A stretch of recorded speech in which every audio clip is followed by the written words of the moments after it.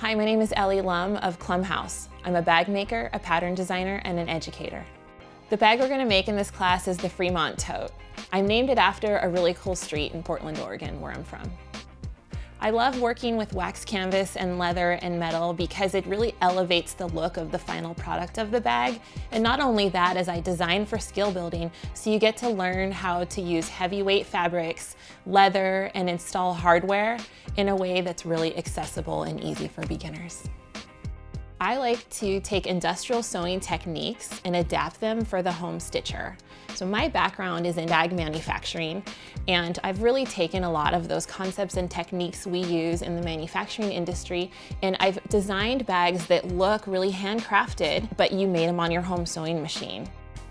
At the end of the class, you're not only going to be walking away with a beautiful handcrafted bag that you made with your own two hands, you're going to be walking away with bragging rights. So you're going to have something that you're so freaking proud of that you're going to want to brag to all your friends, and that alone is worth a lot.